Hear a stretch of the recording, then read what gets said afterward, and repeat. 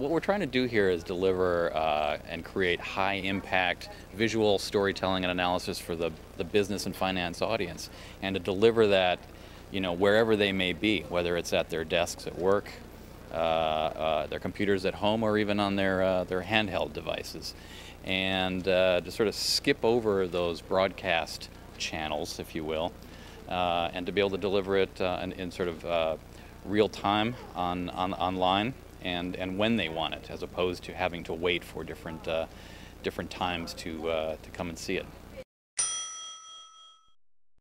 I'm just looking at this list of stocks that are doing well, and they all share one common characteristic. I'm not invested in any of them.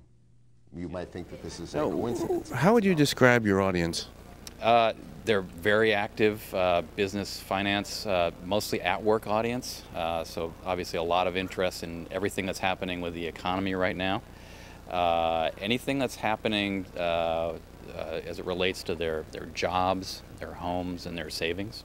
So cutting across really the broad swath of everything to do with business and finance. It's very interesting. They actually want to see all kinds of video. There's not any sort of direct pattern. So we've seen some behavior where people will watch a video and do other tasks, so it's sort of multitasking. There's a lot of research that suggests, in the same way that people have laptops they're using their laptops while they watch TV, that same kind of dynamic going forward. The idea too is that we try to compress our storytelling, so that dynamic of on-demand video is almost demands that everything be really very tight, compressed storytelling. So the audience is looking for something that delivers on whatever the promise is of the headline, and that we can deliver that. And there's a lot of different approaches. It depends. The story depends. The length of the video will depend on the story.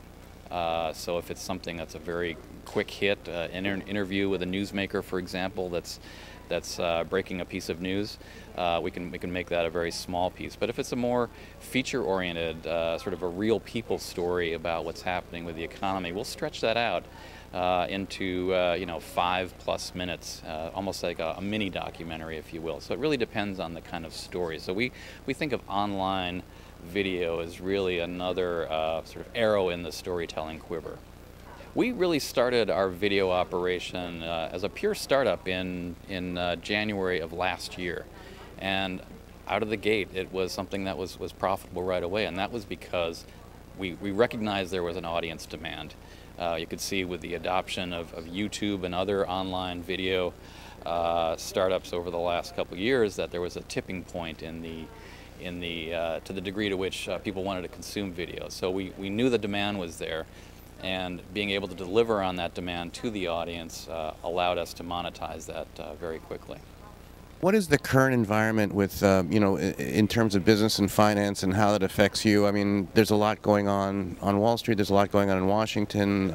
From an editorial standpoint and from a consumer engagement standpoint, what's going on now? Right. Everything is going on now. I mean, from the time the financial crisis really started to unravel back in last summer and sort of peaking in September, October, I mean, it has touched everybody's lives in every single way. Again, we rudder all of our coverage, whether it's video or text, around the ideas of, like, what does this mean for your job, your home, and your savings? And that kind of reporting and analysis, means as much to anybody in a corner office as it does to somebody in a cube. So that's how we rudder our coverage. I think it's fair to say that everybody's still very worried. The sensibility that things are improving, like the stock market's up, 40% this year.